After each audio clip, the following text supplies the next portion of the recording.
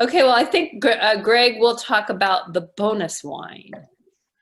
Bonus. Well, we actually wanted to get your feedback and help on this one. So in 2015, we made a lot of different wines, and one of them was a GSM or Grenache Syrah Mourvedre blend, and we have been cellar aging it in the bottle for probably 3 years or so, and we've never determined. We taste it every couple of months, and we're waiting for it to be ready to release, and we think we're getting there close, but we wanted to get your opinion on it. And this is a Grenache Syrah Mourvedre blend.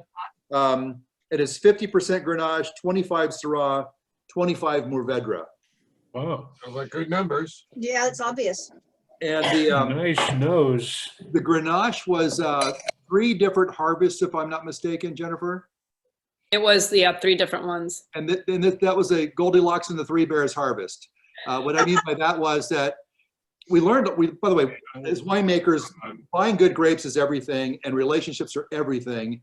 And we've gotten better at that part of the winemaking, which is critical, is buying better grapes. And that year, we were looking for a great Grenache, and I don't think we could get it from Judy at Star Ranch that year. No, we couldn't. She sells out. And we got some in 2018 though. But anyway, in 2016, we weren't able to, or 2015, we weren't able to get from her. And so we put feelers out and we harvested some grapes. And I want to say they were like 21 bricks or something like that the first harvest. They were not acceptable, but we'd already processed them. So we had them in barrels, or we had them in stainless at that point. Then we got another harvest. I believe that was like 28 bricks or something, which was too ripe. And then the third harvest we got, which was like, 24, 25, was just right. And so this is a blend of those 3. We didn't do the all-in blend that one of our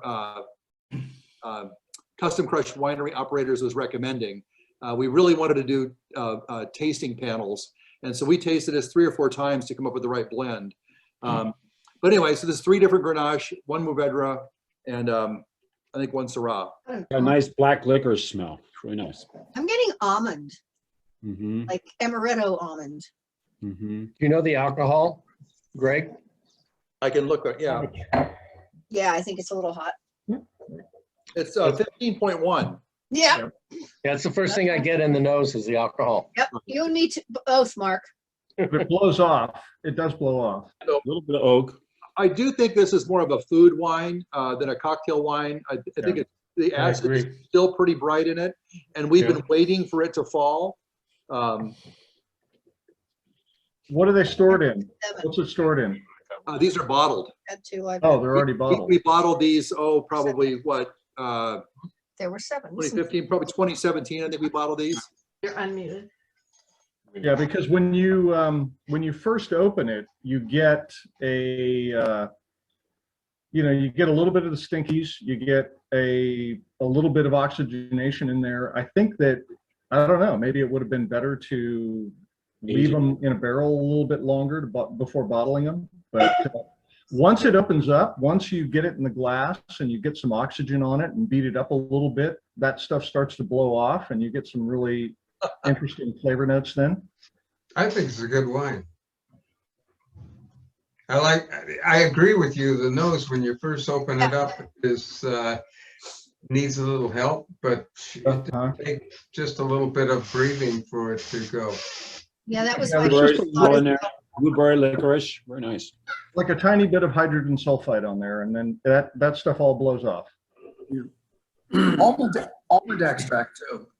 Yeah, that's what I was saying. My first thought when I smelled it, it was a little hot. But when he says it was 15% some odd alcohol, well, yeah, that's it. Yeah, and then it does kind of minimize after a while. But yeah, the almond extract, it's interesting. Interesting. So if it's 6 years old now, so the acidity has mellowed out. The alcohol has mellowed out. And you're right, Greg. This is a good food one. This is a good. Yeah, I wouldn't wait any longer to release this. No. What are the percentages of the composition? Yeah, it's basically 50 Grenache, 25 Syrah, 25 Mourvedre. Okay. Should age. We made another GSM the same year that also had a little Petite Sirah in it. And that one is released. That's our Taproot. Yeah, so wait and Okay. see the It is. I didn't know we had yours and my toothpicks. I just kept moving the toothpick every time I used one. Yeah, Greg, Jennifer, I think this wine's ready. Okay. So I think it's ready as a food wine. When can we get it? Anytime. Pepper steak would be wonderful with this. We'll put it on the website. It's ready. It's labeled. All right. Well, Yeah, you do need to release this, because from this point on, it's going to start to deteriorate a little bit, because the acid is mostly gone now. And so that aging capability is gone also. And so this is something you need to release, you need to get out, and you need to have with food. Yeah. Yeah, I think it's a really good wine too. After having the Viognier, it's very dry compared to other reds. That's the other issue that we're probably tasting. And I think it's good. Really? I I think think it's it's nice and juicy. ready. And you wouldn't expect a lot of tannins from a GSM, but it's got a good quality. Yeah. I think from the Mourvedre, that gives it some tannin from there. it tastes a little more like I used to say that we try to make wines like on a French style, but then I caught myself saying that to a French guy and it didn't sound right. So now I say like make it more like an old world style wine. We don't like the big old fat concentrated bombs that some of the California producers have a reputation for. But this is a little bit more of like a French style wine, I would think. So you have to remember that the French think that they're the only people that make wine correctly. But everybody else in the world makes it in California. My shoulder, but I'm playing a bottle shop on that movie up there. They may be right, Mark. Well, like I say in French, la vin, c'est moi.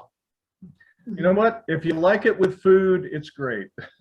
Well, I think it's light enough that it could almost somewhat be like a Pinot style, where it would be nice with fish or chicken or pasta or something. So Cedar pike salmon.